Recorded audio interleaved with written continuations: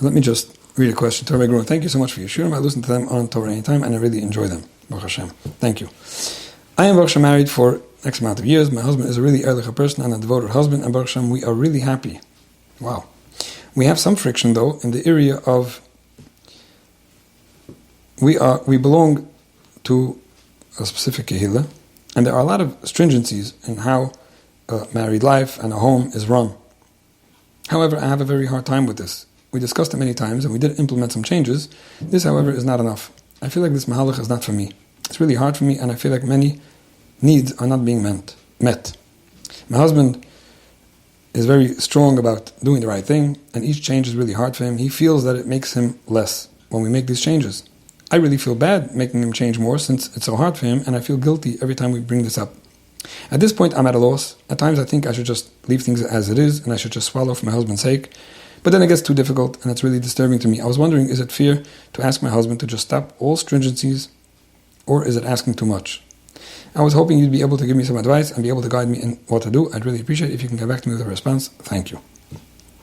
Okay, so we've discussed this in the past, and it's always good to talk about it and talk about ideas that hopefully will be relevant to a lot of people.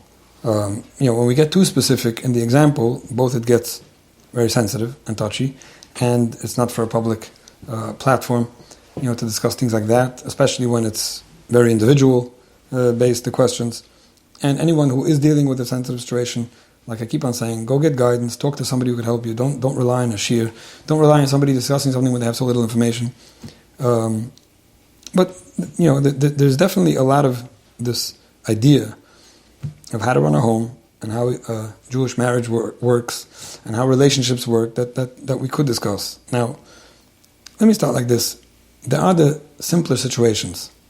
Most questions people send in, most situations are somewhat simpler. Simpler means that I understand that the guidance might be necessary. I understand that people might not know how to go about something. But most often, the right and the wrong is a little more simpler to determine. And from there on, we just have to figure out how to do it, how to say it, what to say, what not to say, when to say, and things like that. In a case like this, somebody's living in a marriage where there are what you call chumras and stringencies. Okay, things that are not necessarily halacha Torah Misinai, things that are not necessarily something that you're obligated to do, and is getting in the way of your marriage. It's something that it seems that you did sign up for, on the one hand, which means you entered a marriage knowing that this is the kind of home we're going to run, and it's not working. It's not working for me. I can't handle it. But there's another person there, somebody who does want to do this. So this is where it gets a little touchy. This is where right and wrong become a little blurred, and it's not as clear as you would think. Now, I assume that people who are listening to me talk about this each have their own mindset. Everyone has their own way of thinking and assuming what the right answer is, or what I might even say, or what they would say. Yeah, there's a lot of different ways to look at it, but to say that it's clear and that most people that are looking at this objectively will come up with a similar answer is wrong. I mean, I would assume that some people would suggest, yeah, based on what you're saying, I think the right thing to do is to swallow and not say anything. Some people would say, no, the right thing to do is to ask, at least discuss it. If you'll get your way, it's good. There's no reason why you can't express yourself. Why would you have to swallow, right?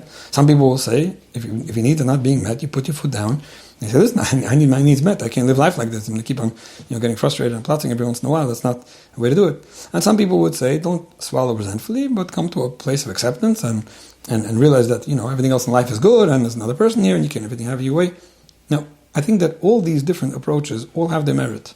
They do. They all have their place, all the time and place and opinions, and that's why it gets tricky. It gets tricky because in some situations, the fact that you would ask different people and get different ideas, the fact that different people will guide you differently just makes it more complicated. So you don't even know what to do anymore because there's no right or wrong. And I think this is where things get complicated. And I like this example because it's something that will help people understand in other areas as well. If somebody will tell you, for example, you have a good position, a woman has to be happy, she has to have her needs met, and her husband as well, everyone in their own areas need to feel fulfilled and taken care of, and if your needs are not being met, you put your foot down and you make sure they're going to be met. And if somebody will say that, not necessarily is it wrong. Not necessarily is it wrong. People do need to have their needs met, and part of being married is taking care of somebody and making sure their needs are met to the best of your ability. And some people will go to the opposite extreme and say, listen, your husband has every right to do things the way he was taught to do, and you knew that this was the case. And if that's the case, just swallow and stop complaining and stop bringing it up every once in a while. This is the way a Jewish home is run. Everyone with their own standards and ideas. Obviously, not everyone will agree that whatever anyone else is doing is okay. But everyone has their own ideas about what's right and wrong, and technically they're allowed to live by that. You can't expect everyone to agree with everyone. So this is where it gets complicated. My point is that there's no one criteria of how are we going to decide what's right and wrong.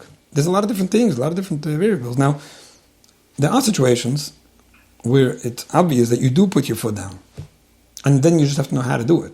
But I think those are the ones where somebody is either being taken advantage of or abused, or things are dysfunctional, neglected, to a point where everyone understands that what's being done is wrong. And now the question is, how do you address it? But to tolerate it or enable it is for sure wrong.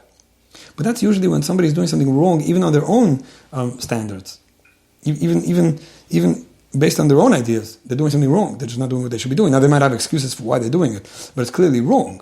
So to tolerate and enable and work along with and allow something wrong to go on, that's where you're very often just hurting yourself and your family.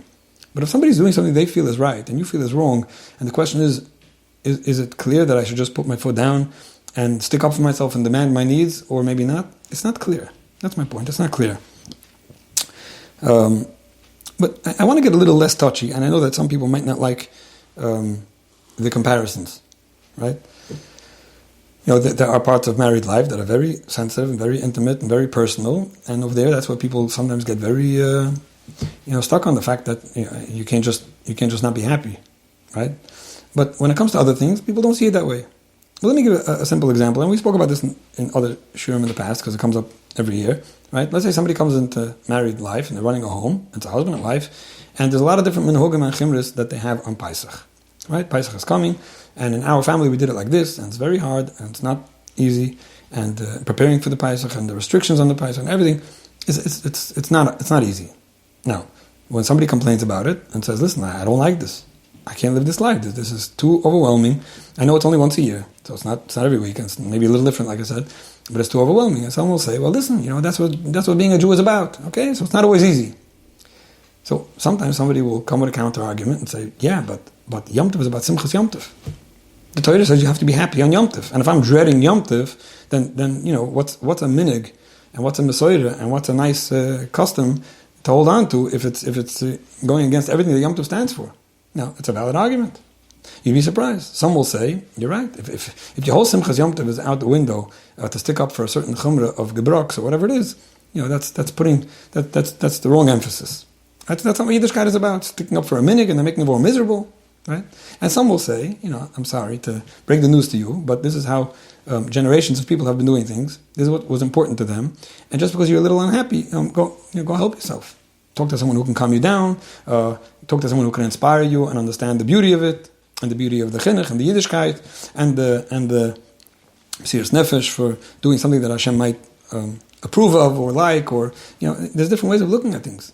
Imagine if everyone who just got a little overwhelmed would just throw everything out the window, and what are we left with? Only what's mamash obligations, especially when there's two people, and one person likes it and believes in it and gets inspired by it and is also sharing the burden. I'm not saying somebody who's just making his wife do all the preparations on her own, but he's trying his best to make it work.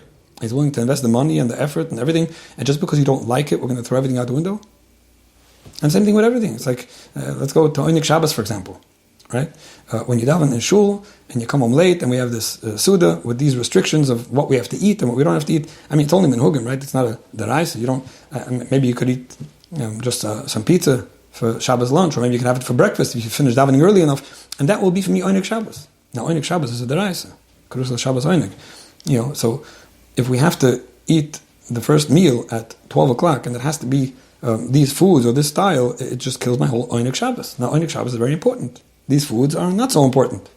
And some will agree, and some will say, listen, Oinik Shabbos comes first, and being miserable on Shabbos, and resenting Shabbos, and resenting Yiddishkeit, and resenting everything else, it's not good for Yishalom Bayis, and for the Chinuch, and everything else. So I think you should just do the Vesik and Minyan, and eat pizza Shabbos, and just sleep all day, and that's what Oinik Shabbos is about. And others will say, I'm sorry, there's a way we do things, and if somebody can't handle it, you work with it, you try to figure out what to do about it, and you might not even be successful at that, but your husband is entitled to say, listen, in my house we're gonna have the fish and the chont and the Suda Shabbos at the normal time, and I wish I could help you. And if there's anything else I could do to make it easier for you, we're going to do that too. Now, there's different ways to look at all these situations, and every situation is different, obviously.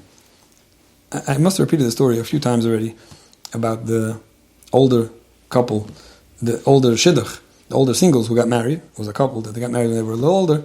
Both of them were single for a long time. They couldn't do a shidduch for different reasons, and they ended up marrying a very interesting shidduch. So the boy was from Yerushalayim, and the girl was from Bnei Brak, I think. So he was from Yerushalayim, a family where they didn't wear a shaitel, and they only wore a tichel.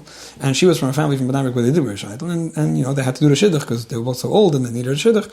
So they agreed, and she said that she would, not wear a shaitel. Her whole family was wearing one, and she would be the odd one out. But what could she do? She had to get married, so she was masking to put on a tichel.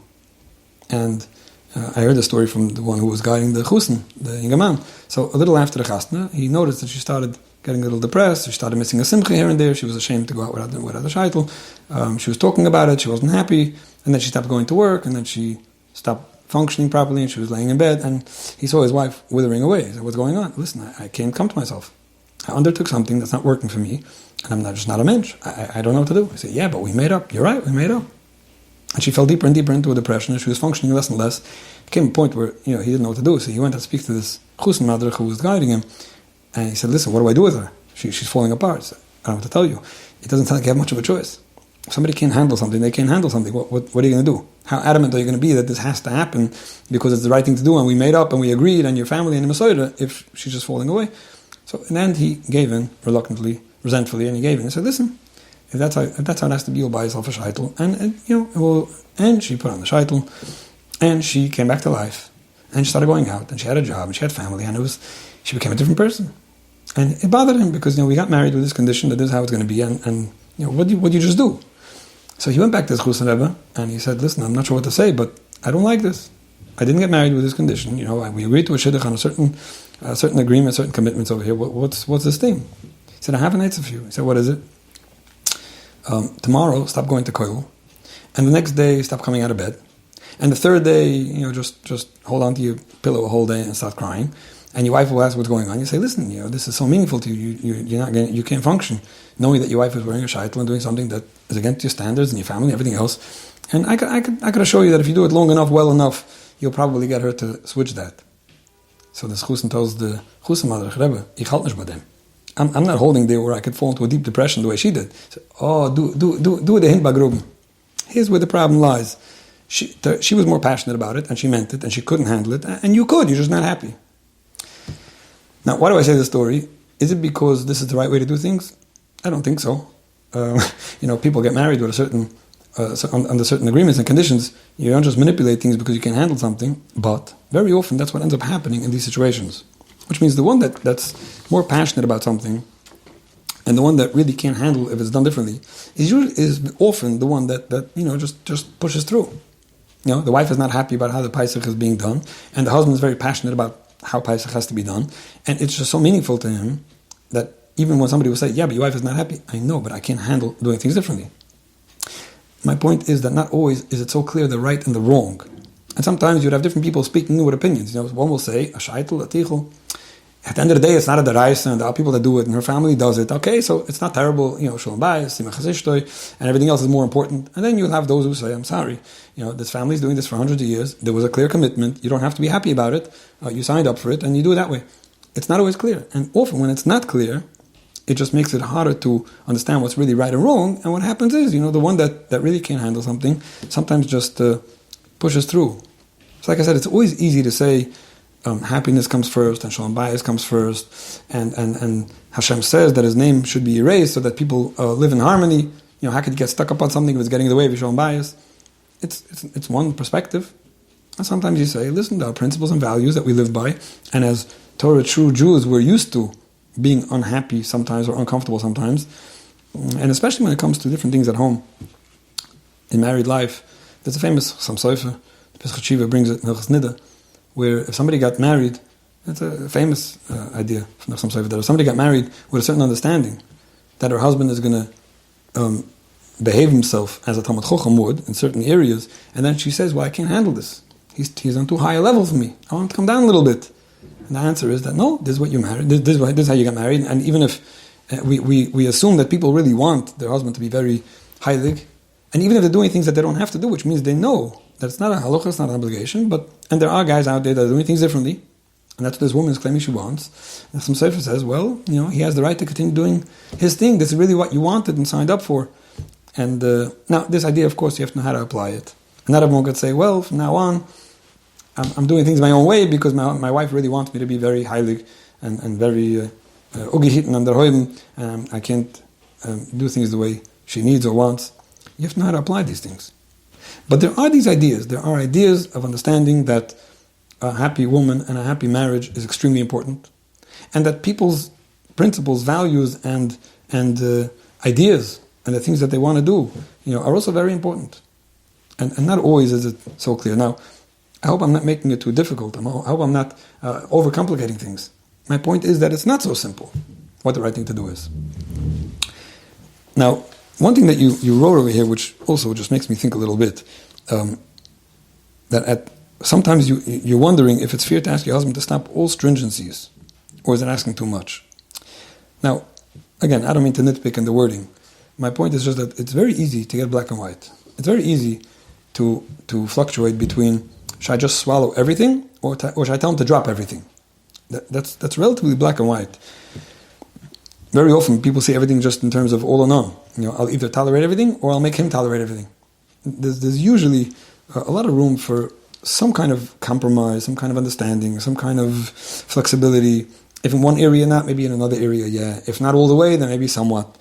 I mean, even just thinking of ideas, being able to properly brainstorm and come up with what could really work best for us, what could make us both the most happy possible, what could make us both feel that we're doing the right thing. There's usually more ideas we can come up with. I mean, to say that we're going to drop all stringencies and do whatever we want, even though I know that you don't mean anything against Torah mitzvahs, chas v'shulam. You're only talking about chiminis and things that we're not really obligated technically to do. But at the end of the day, Yiddishkeit is full of these things. Yiddishkeit is full of people taking upon themselves things they're not obligated in. It's interesting. The Gemara in Bruchas talks about davening mitach halacha psika. When a person goes to daven, he should preface that with learning something that's very straightforward, something that there's no machlokes about, no kashas, no anything. And one of the examples the Gemara gives, that Bnei Yisrael took upon themselves a stringency about that every niddah should be doing shiva nekiyim as if azuva, and they took it upon themselves to be stringent in an area that's definitely not an obligation, but that's what they accepted upon themselves.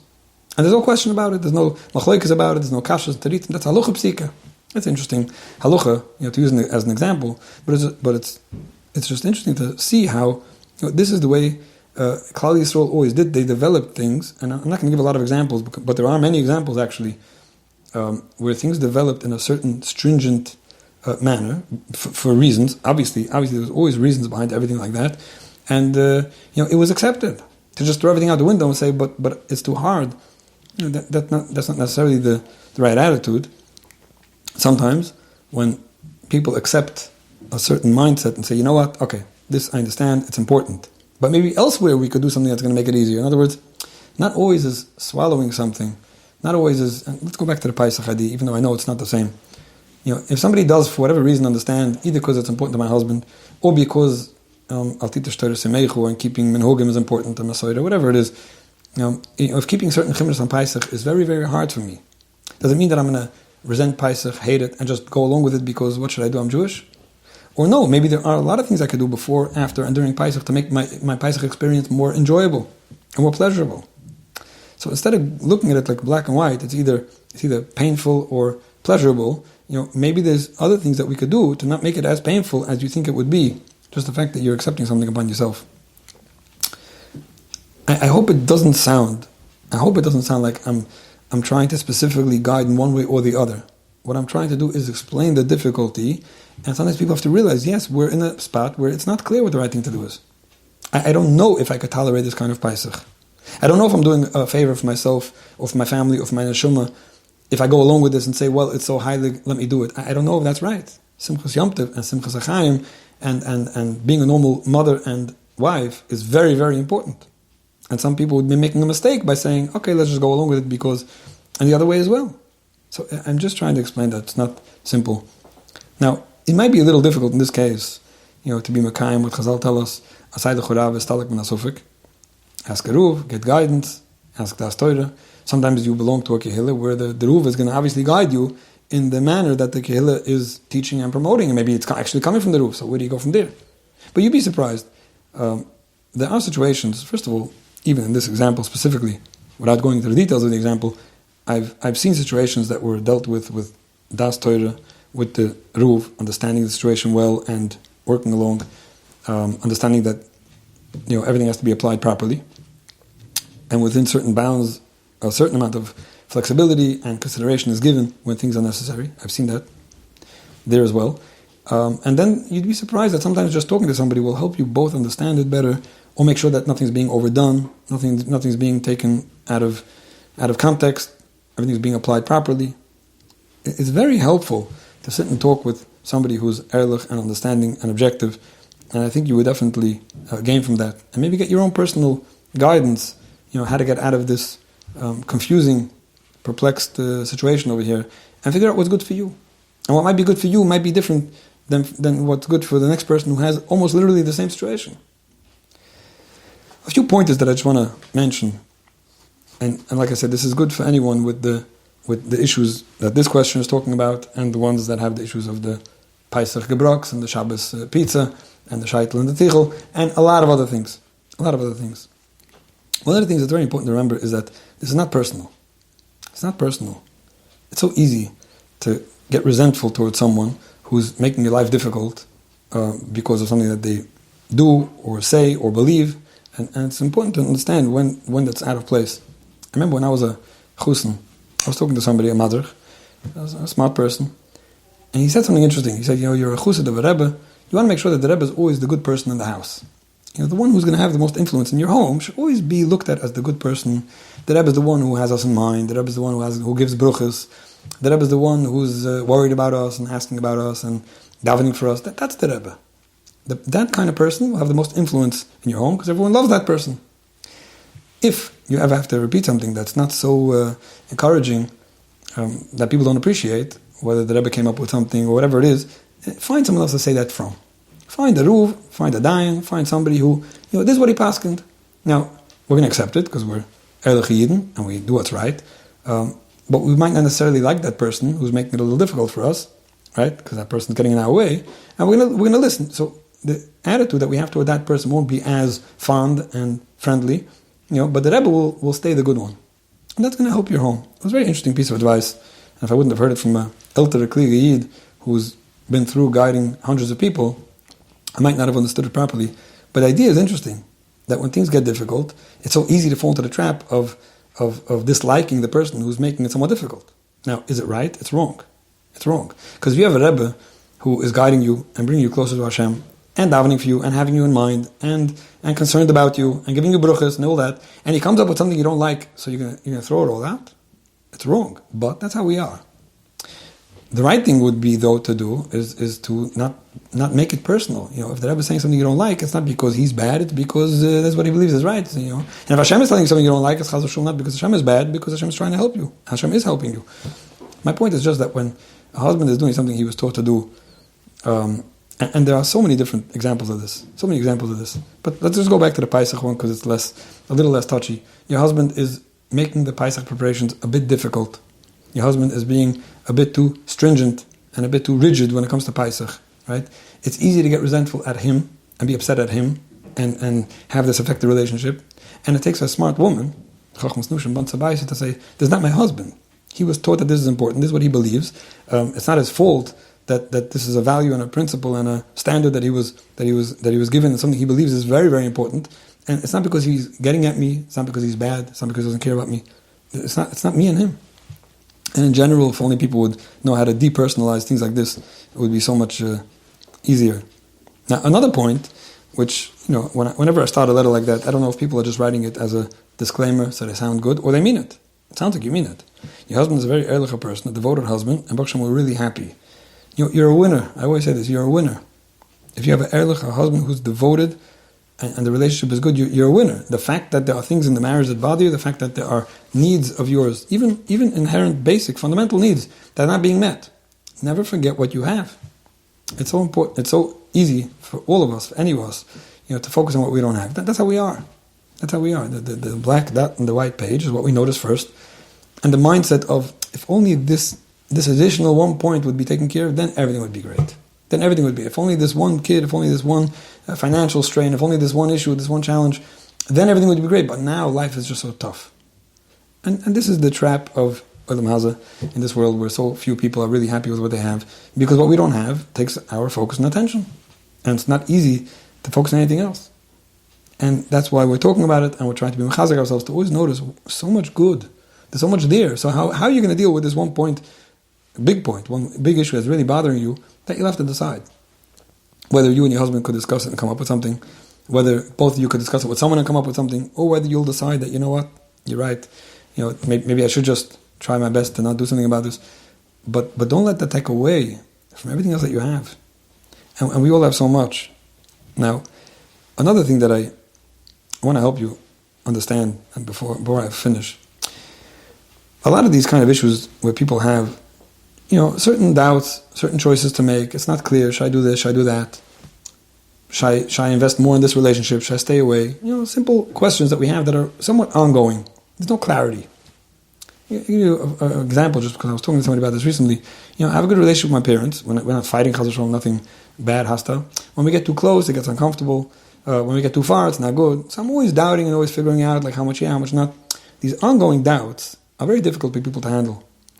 People like black and white. People like knowing, okay, what's right, what's wrong. Give me clarity. Without that clarity, I'm in a state of confusion for a long time. So sometimes I'll decide like this, I'm going to be close with my parents, even though it's very tough. And then it gets too close, and I say, I'm only going to call once a week. And then after a few weeks, it starts getting a little awkward, like there's no connection. So I'm going to start calling every other day. The ongoing doubt is what makes people a lot of times very uncomfortable. When you decide something, you think it through, you deal with it, or you give yourself a certain amount of time to think about it and figure out how you're going to go about it, don't reconsider every day. Very often what happens, and the reason why people go into this pattern of, I do it like this, and then sometimes I want to swallow, and then it gets too difficult and too disturbing, and that is because you've never really made a decision. Now, I don't feel competent to tell you what your decision should be, but whatever it is, when someone decides something responsibly, they say, this is what I'm going to stick with. I'm not going to revisit this every few days, at least not for a year. Sometimes it just helps us stick with things. The Gemara says, everything that a person has in this world is all decided for him, besides for the Yiras Shamayim. Yiras Shamayim is something that Hashem wants us to take care of ourselves. Everything else, is all B'dei Shamayim. So Rashi explains, the Gemara Bruchas, actually also, Rashi explains, if a person will be tall or short, or intelligent, or silly, stupid, all these things are decided for us. We're only left with that one little decision of Yiras Shamayim. Yiras Shamayim. Now sometimes when you hear a chazal like that, it sounds like, okay, it's all predestined, this is the one thing, it's just matter of fact. You can't decide how smart you'll be, but you can decide how ehrlich you'll be. I think what the Gemara is telling us is that the reason why everything was predestined was because this is where your choice of Yiras Shamayim comes in. You buy a machine, right? The machine has an on or off button. The only choice you can make with this machine is on or off. You can't decide what the machine will do. It was set up for you. The company didn't want to give you the choice of what the machine should do because that wasn't good. That wasn't what you wanted. That wasn't what you were looking for. You were looking for a machine that will cool off the room when you turn it on, and it won't cool off the room when you turn it off. It's not going to take you to Miami. Hashem gives all of us a machine. This is who you are. This is what your life looks like. This is where you're going to live. This is how you're going to think. This is how you're going to feel. This is who you're going to be married to. Everything is predestined. And after all that picture is set up, now Hashem says, let me see what you're going to do with it. Let me see what you're going to do with it. I'm leaving you that little thing. Why? Because in order for you to come to your tafkid, in order for you to do what you're supposed to be doing, it has to be set up for you. If it would be set up differently, or you'd have the choice to be able to change certain things in your life, about your kids, about your finances, about your intelligence, about your personality, about your needs, then you would mess everything up. After messing all that up, then making a choice, you want to be Yiras Shamayim, you don't want to be Yiras Shamayim, at that point, you won't anymore be accomplishing what Hashem sent you here for. In order to accomplish your mission, it has to be all set up for you so that you're left with that one choice that Hashem wants to see how you're going to deal with. My point is that very often we're left with choices that are confusing to us. What should I do? What shouldn't I do? I don't want to have these choices. I don't want that. I want to know what's right and wrong, and I want to have the clarity, and we don't have it. And Hashem's watching. How are you going to decide? Are you going to decide to do what you think is really right? Are you going to decide to talk about it in a nice way? Are you going to decide to leave it for someone smarter than you? Whatever you think the right thing to do is, that's what you have to do, and you have to feel comfortable with that decision. And not reconsider every day, and not doubt yourself, and not give yourself the option to every day think differently and do differently. So I think, just to sum it up, there are situations in life that are what I call checkmate situations. There isn't the clarity of exactly what's right and wrong. If there would be, it would be so much easier. Within those situations, it's generally not black and white. And with a certain amount of brainstorming and teamwork and consideration and respectful communication, there's usually things you can come up with, to work with different options of either making yourself happier or making someone else happier or coming up with ideas and being a little creative instead of just deciding, okay, so should I be happy or resentful? That's usually not the right way to decide things, and if you only left with those two choices, then you're probably not dealing with the right variables. And the next thing was, of course, very often you're going to need someone smarter than you and more objective than you to help you figure out what's right. And as long as these things don't become personal, and as long as the things in life that are making you somewhat unhappy are not going to take away from all the good, then very often, it will be easier to come up with the right decisions. So like we started off, there's an idea of kalev l'shoinoi, of always speaking your heart and always saying how you feel.